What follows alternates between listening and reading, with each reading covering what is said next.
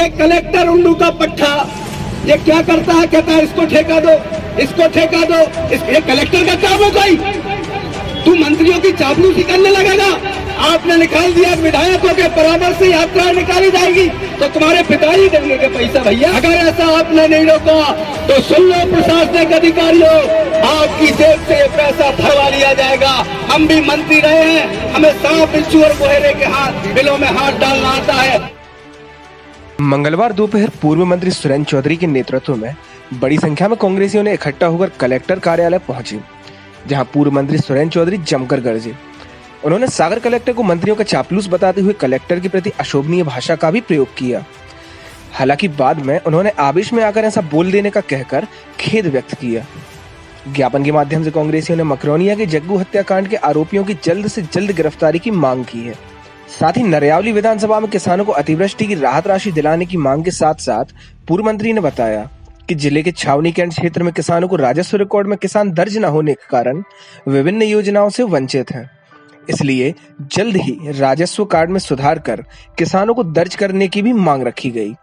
ज्ञापन के दौरान बड़ी संख्या में कांग्रेस के पदाधिकारी और कार्यकर्ता मौजूद रहे। आज हमने इस प्रदेश की सरकार के 2-3 मंत्री जग्गू यादव और जगदीश यादव, जो कोरे गांव के हमारे यादव समाज के नौजवान की हत्या भारतीय जनता पार्टी के पदाधिकारी के द्वारा कर दी गई थी। यहाँ पे आए मंत्रियों ने आश्वासन दिया था कि उनको शीघ्र ही गिरफ्तारी होगी, लेकिन आज लंबा समय बीत जाने के बाद भी गिरफ्तारी नहीं हुई है। इसके साथ ही साथ जो किसानों के साथ क्षेत्रीय विधायक आदरणीय प्रदीप लारिया ने माननीय मुख्यमंत्री जी के सामने झूठ बोला था कि जो फसल बर्बाद हुई है उन फसल बर्बाद किसानों की सारे के सारे लोगों को राहत राशि का पैसा उनके खाते में पहुंच गया है, जो आज तक नहीं पहुंचा।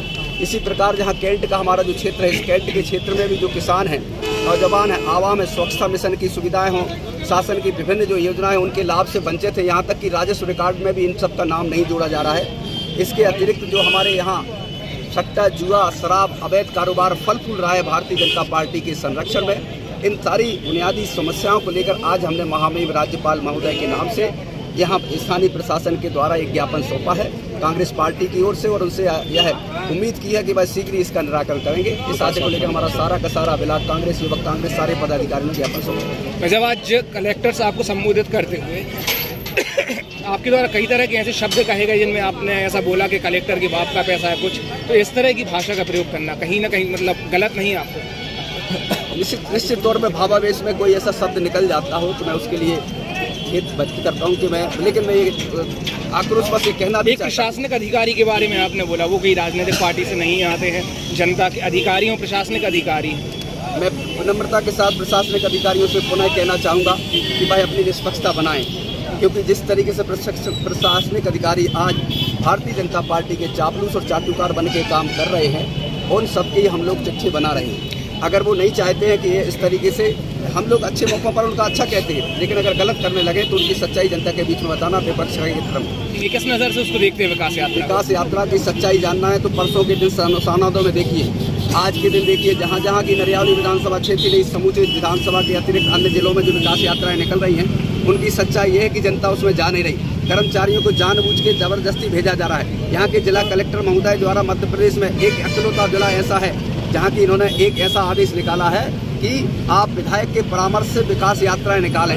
विधायक शासन का प्रतिनिधि नहीं है, शासन ने ऐसे निर्देश जारी नहीं किए, परंतु सागर जिले में इस तरीके के निर्देश जारी करते हुए इसको भारतीय जनता पार्टी की विकास यात्रा का निरूपण किया गया। काम जिस तरीके से पन्ना का नहीं होती तो आप क्या करेंगे? अगर हमारे द्वारा जनता के हित में उठाए गए मुद्दों की जांच कार्रवाई नहीं होती तो होली पर हम इनके सारे आदर्शों की होली जलाएंगे।